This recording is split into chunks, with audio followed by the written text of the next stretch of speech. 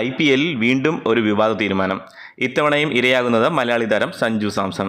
ഡൽഹിയുടെ 221 runs chase ചെയ്യുന്നതിനിടെയായിരുന്നു നാടകീയ സംഭവങ്ങൾ. സഞ്ജുവിൻ്റെ ഒറ്റയാൾ പോരാട്ടം മാത്രമായിരുന്നു രാജസ്ഥാൻ്റെ പ്രതീക്ഷ.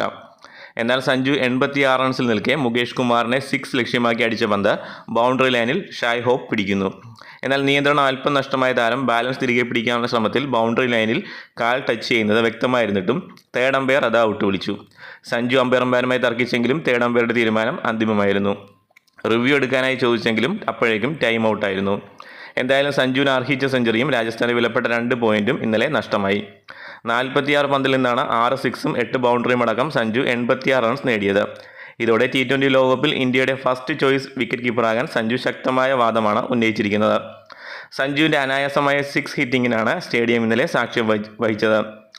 കൂടുതലും പന്തുകൾ താരം ഓഫ് സ്റ്റമ്പിലേക്ക് മാറി നിന്നാണ് കളിച്ചത്.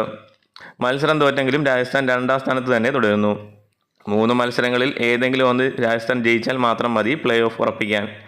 ജയത്തോടെ ഡൽഹി 12 പോയിന്റുമായി 5ാം സ്ഥാനത്തെത്തി. അതേസമയം ഡൽഹി ക്യാപിറ്റൽസിൻ്റെ ഉടമകളിലൊരാൾ ഗാലറിയിലിരുന്ന് സഞ്ജുവിനോട് കയറിപ്പോകാൻ ആക്രോശിക്കുന്നത് ഏറ്റവും വൃത്തികെട്ട ഒരു കാഴ്ചയായി. ഒരു ഇന്ത്യൻ താരം മികച്ച പ്രകടനം നടത്തിയിട്ടും ഇങ്ങനെയാണ് പ്രതികരണമെങ്കിൽ നോർത്ത് ഇന്ത്യൻ ലോബി എന്നത് കെട്ടുകഥയല്ലെന്നും അവർക്ക് ഇന്നലെ കുരു പൊട്ടിയിട്ടുണ്ടെന്നും വേണം കരുതാൻ. എന്തായാലും സഞ്ജു ഇതിൻ്റെ ബാക്കി അമിട്ട് അടുത്ത കളിക്ക് പൊട്ടിക്കും എന്നുറപ്പാണ്.